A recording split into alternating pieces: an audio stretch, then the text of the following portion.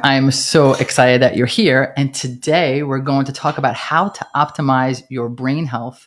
And I gave it another title, which is, Oh my God, where did I leave my keys? Because I think that happens to all of us, right? The thought of losing our memories as we age is one of the scariest things. We all know someone that has lost it. And for many of us, it's just the thought of it happening to us makes us so nervous. When we talk about health, I know we talk about how my stomach feels, how my skin looks. We're talking about how to live longer, but also how to live longer and feel great, how to live longer and include our brains in that, right? We don't just want to live longer. We want to have healthy brains and our memory intact. Preserving, supporting, and even strengthening our brain function is crucial to optimal aging. This is why in today's episode, we're going to talk about what causes the brain not to function well, and as well as the steps that you can take to get it optimized.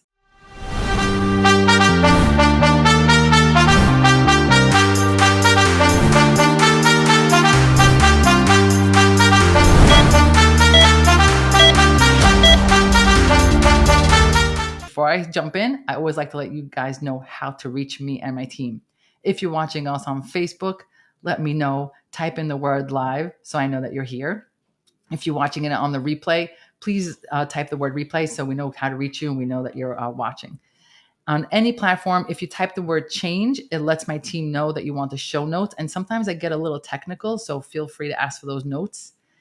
If you are watching us on YouTube, don't forget to like and subscribe because it makes me feel good because I work really hard on these. If you are listening to me on the podcast, you're not missing much because I always mess up the cues that are on the screen. I'll read them to you. And today I'm wearing a gray jacket, always with the stethoscope that my wife bought me, and my hair still looks amazing. On any platform that you are watching us or listening to us, don't forget to follow us on Instagram because we're funny and we want to make you laugh. And wherever you are, don't forget to share this with the people that you love and let them become the game changers in their life. If you don't know who I am by now, my name is Efrat Lamandre. Everyone calls me E or Dr. E, and I invented the new method where we empower people to realize that their symptoms are not in their head. Let's jump in. Wherever you are, just join the conversation. Let us know that you're here. Trust me, we read all the messages. This is what we do every second of our lives. So let's talk about optimizing brain health. Most of my patients, when they come in, they'll have a long list of things, their stomach, their joints, but inevitably on their list is something about their memory loss, a concern for memory loss, forgetfulness. And they start to worry. Is the fact that I can't find my keys or remember someone's name, is that the beginning of Alzheimer's? Is it dementia? And the thing is this, I don't mean to scare you, but you should worry. Why? Because dementia and Alzheimer's is a slow process. It doesn't happen overnight. It's not like the day you can no longer remember your loved one's name is the day that it started. In fact, we know that it starts about 20 to 30 years before it gets severe. So if you're worrying about forgetting your kid's name at age 65, you actually need to start worrying about it at age 35 and 45. So it's never too early to start thinking about your brain health. Don't wait until the symptoms are so severe. Now is the time. 1 in 3 seniors in America dies with Alzheimer's or dementia. Over 5 million Americans are struggling with Alzheimer's, and changes can be found in our brains sometimes 20, 30, and 40 years before the diagnosis of dementia. So now's the time. If you're thinking about it, if you're worried about it, let's go. Here's the bottom line. We're going to get really technical, but here's the bottom line.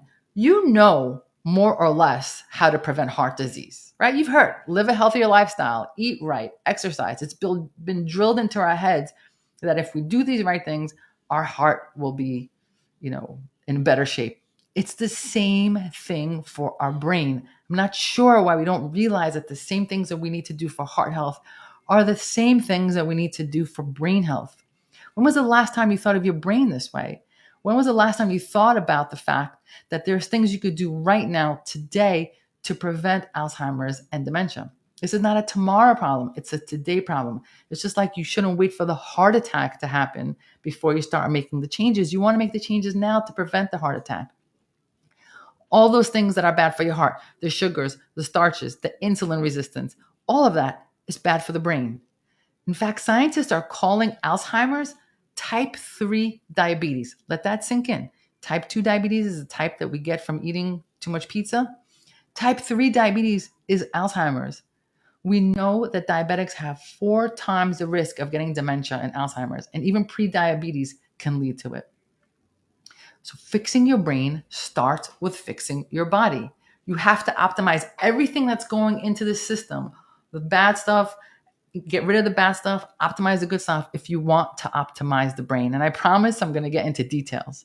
But I just want to let you know that starting early is key. It is never too early. You don't want to wait when you're already on the decline. You want to start right now. And it's not just about dementia. It's also about anxiety, depression, personality disorders, eating disorders, addictions, obsessive compulsive behavior disorders, attention deficit disorders. All of those things can be addressed with lifestyle treatment because all of it is mental health. And if you haven't watched my episode on the gut mental health connection, I'm not sure what you're waiting for, but you need to watch it right after this. It's all connected. So what causes memory issue? If we know what causes memory issues, then we can start working on how to address it and we could start optimizing our brain for longevity. So what causes memory issues is something called demetagens. And I don't know about you, but every time I hear the word demetagens, I'm thinking of Harry Potter's Dementors, but that's not it. So it's not the Dementors, but it sounds the same. I just had to say that. So demetagens are things that cause dementia. Pretty simple, right? And we know so much about what damages our brain, and we have to talk about fixing those and getting rid of those. So let's jump in. What are the demetagens? First and foremost, you know I'm going to say it. The first thing is your diet. Your diet. If it's inflammatory, it's the number one cause of demetagens. The number one cause of dementia is the thing that you're putting into your system every day, at least 3 times a day. The processed food, the sugar, the starch, the lack of the good nutrients. This is number one. Before you go running into anything else, this is number one. And certain foods can be even more of a demetagen if you are allergic or sensitive to it. So gluten, if you're sensitive to gluten, then you eat it, it's a demetagen. If you're sensitive to dairy and you eat it, it's a demetagen. So not only is, generally speaking, the processed foods and everything a demetagen for anyone, but if there's something that you eat that causes a reaction, a personal reaction, that's a demetagen and you have to get rid of it. Which brings us to the next thing, which is your gut microbiome. If you're new here, then you may not know that I talk about microbiome every week. Microbiome is where it's at. If you don't know, quick refresher, it's the world that lives inside your belly, the good and the bad bacteria that have to be in harmony, or else it's all a mess in there. And if it's messy, in this case, that is going to be a demetagen for you. It can lead to dementia because that inflammation that's in your belly is going to go throughout your whole system and reach your brain. So we have to fix the microbiome. Next is lack of exercise. Lack of exercise is a demetagen. It can lead to dementia. Why? Because exercise actually activates something called BDNF. BDNF stands for brain-derived neurotrophic factor. It's a gene that you have, and when it gets activated, it gives instructions to make a protein found in the brain and the spinal cord to get things going. It's miracle grow for the brain. So in order to activate that gene, turn on that gene, you need to exercise. Lack of exercise won't turn on the gene, and that's why it's a demetagen. Lack of sleep is a demetagen. Sleep is critical. Okay, that concept of the early bird gets the worm, throw that out the window. That is not true. Sleep is critical. Lack of sleep is a demetagen. I'm going to explain why. At night, your brain needs to do a cleanup. Your brain is the most metabolically active organ. That means it works the most. It works all the time. And it needs time to clean up. Okay, if you're in the kitchen making stuff, you need some cleanup time. Whatever you're doing, whatever process you're doing, you need cleanup time. The brain needs cleanup time. There's actually a system that was recently discovered in the brain called the glymphatic system, which basically is the brain cleans out the waste through a system called the glymphatic system, and it only happens when you're sleeping soundly and for a long period of time, about 7 to 9 hours. So you need to sleep. If you don't sleep and you don't get an opportunity to clean it out, that's a dementagen. Stress is our next one. And I don't know how many times to stress the thing of, because a lot of us think stress, it's emotional, it's mental, it's not really physical. It's absolutely physical, and too much of it, too much chronic stress can lead to dementia. Is absolutely a dementagen. Here's how it works. When your cortisol level is high, your stress hormone, it literally shrinks your brain. I'm going to say it again. Chronic stress, elevated cortisol levels will shrink your brain.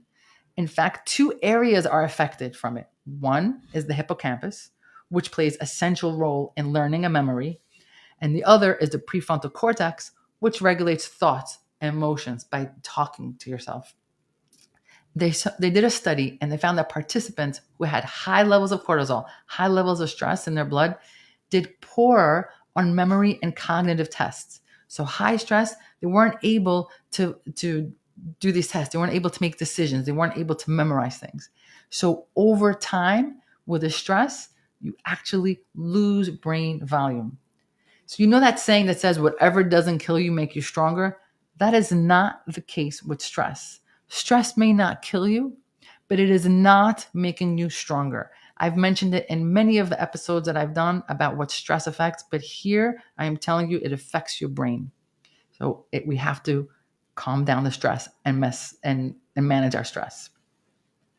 Toxins are dementagens, environmental toxins, heavy metals, mercury. Mercury is a big health risk in America that is just not tested for and almost never treated. Lead is still an issue in America. Plastics is an issue. All of these things can cause dementia over time. This is one that you may not have heard of, which is a lack of relationship can cause dementia.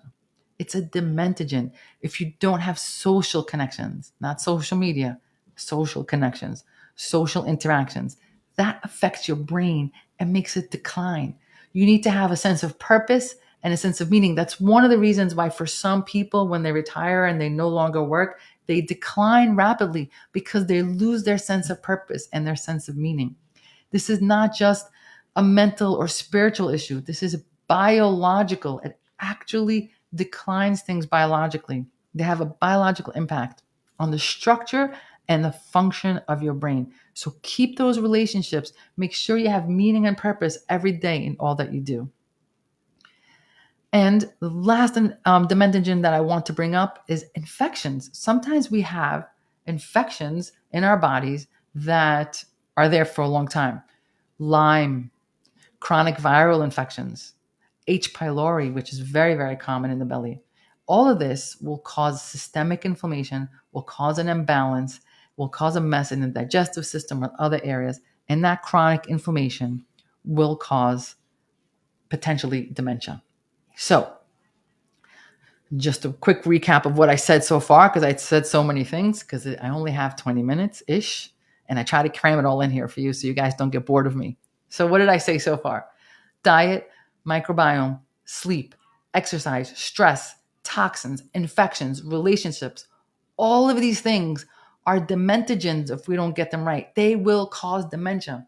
And the beautiful thing about it is they're identifiable. It's not like this, oh my God, I don't know what's causing it. I don't know what's causing my decline. No, you can identify it, you can measure it, you can test, and you can treat all of these things.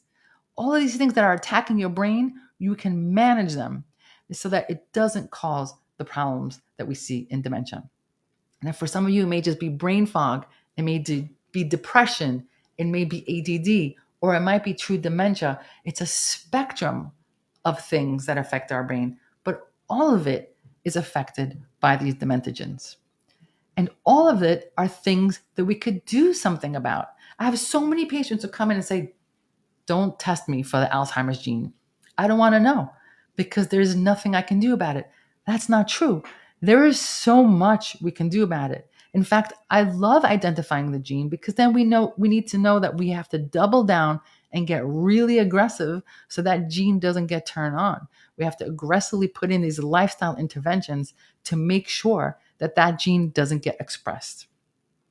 So now that I scared you, hopefully enough to continue listening, let's talk about solutions.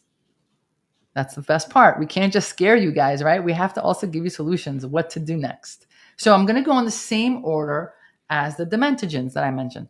Diet. So the first thing is diet. I can't tell you how many of my patients come in, we have them do a questionnaire, and one of the things we ask about is, cognition, poor memory, brain fog. We also ask about anxiety and stress and what's going on. And the first thing that we do for everyone is clean up their diet. It's the first thing that we do. We take them off dairy, we take them off gluten, we take them off sugar. And suddenly they come in within 30 days. They come in and say, their brain fog is gone.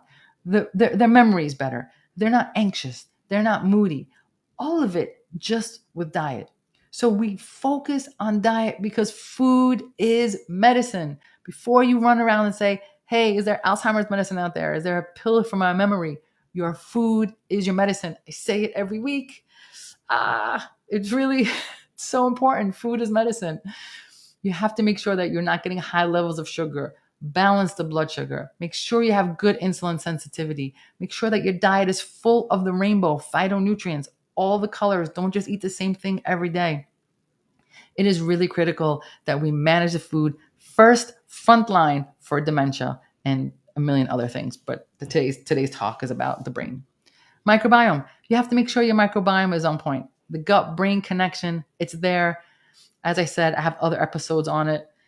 Listen to them, watch them. Making sure that your good and your bad bacteria are in line is critical for your brain.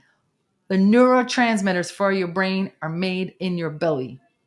Everything you need for your brain is made in your belly. Make sure your belly, the factory in your belly, is at the best it can be. Bring it back to exercise. You have to move. If you follow the new method on Instagram or on Facebook, I just did a post about that. People ask me all the time, how much should I exercise? Whatever you have, don't lose it. So if you're someone who can only walk, don't stop walking, because then you're going to lose walking. If you already can run to the stop sign, don't stop. Don't lose that. Keep whatever you have and every day add a little bit more. That's it. That's your exercise. Keep what you have. Don't lose what you have right now. Don't say, oh, back in the day I could do this and now I can't do that. Doesn't matter. You could do something now. You can get up. You can move your arms. Don't lose what you have, and then move a little bit more every day. That's your exercise routine. Sleep. You have to sleep. You have to sleep. If you don't know how to sleep, watch one of my episodes on sleep. You have to get 7 to 9 hours a day. Non-negotiable. Watch my episode. But here's the bottom line, like a quick recap of the episode. You have to think about sleep as soon as you wake up in the morning. You cannot fill your day full of coffee and sugar and alcohol and have a big old meal right before you go to bed and then expect to fall asleep and stay asleep. You have to cognitively, purposefully tailor your day so that you have a successful night's sleep. Okay, I just did the whole recap of that episode. You still should watch it. So, sleep, stress. You need to learn how to manage your stress. I am not saying you have a life without stress. Who has a life without stress? Whoever that is, I want to meet you. Let's go out for lunch. You can't have a life without stress. Life is stressful, but you need to learn how to manage that stress. And everyone's different. For some people, it's pets and taking walks with their pets. For some people, it's therapy. If you have the ability, meditation. Studies have shown that just 3 months of meditations, you actually see structural changes in the brain. It's not just a feel good. The brain structure actually changes. Certain parts get bigger that you need, and the parts that are filled with fear and anger actually get smaller. So if you're down for meditation, just know it's actually helping you. I mentioned toxins earlier. If you think you were exposed, get tested for heavy metals, molds, and toxins. Your functional medicine provider can do that for you. If you're not sure how to do it, just talk to a functional medicine provider and they'll walk you through it. Or you could always buy my book and I can tell you when you can do it. It's called It's Not in Your Head by me. Infections. If you think you might have Lyme, get tested for it. Get tested for H. pylori. Get tested for chronic infections. If you have issues in your mouth, fix them. All these infections, it's not just in your gums, it's everywhere. Get on top of that. It's going to affect everything. It's going to affect your brain. Social networking, relationships. You need to make sure you have good relationships, maintain the relationship, network. If you're retired, don't sit home, go to the club, join something. You have to network. You have to have relationships, good families and friends, interactions in your day, whatever that looks like. If you're someone who works a lot, take a moment, connect with your family, connect with your friends, whatever's going on, understand that it is not a waste of time. It's Alzheimer's prevention. It's huge. And now what I get asked all the time is supplements. What supplements should I take? Okay, first of all, you know me. I always say you have to do the nutrition first and then worry about the supplements. Supplements are not instead of, they're supplemental. Okay, so two biggies that you can grab from anywhere: omega-3 and B vitamins. Boom. If you can only get two, those two, grab them. They're amazing for memory. Just take them every day. What do you have to lose? Nothing. Just get good quality omega-3 and vitamin B, and let's go. But there's something specific that I want to talk to you about, supplements that are specific for memory, and they're called nootropics. Nootropics, N-O-O, and then tropics, like tropical for those of you listening and not watching. Nootropic. Let me put it on the screen.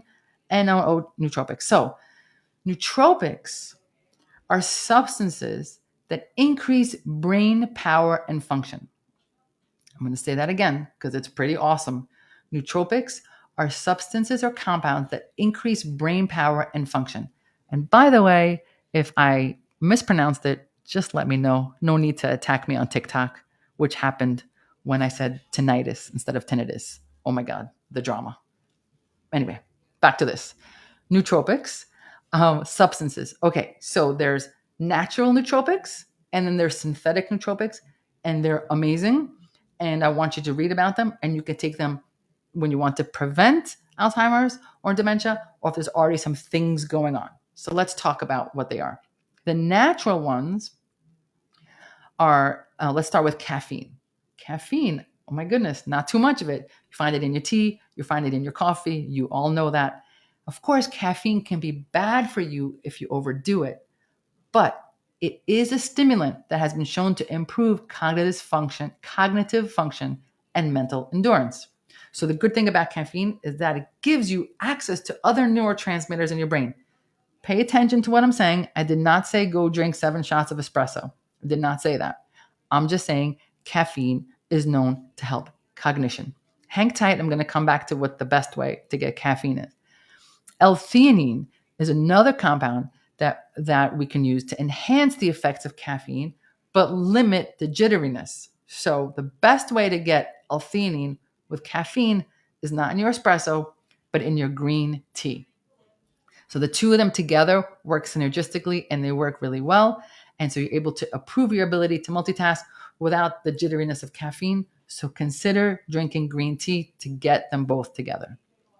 There is something called acetylcholine, and it's a neurotransmitter that is super important for memory and learning. So we want a lot of it. There's a herbal compound.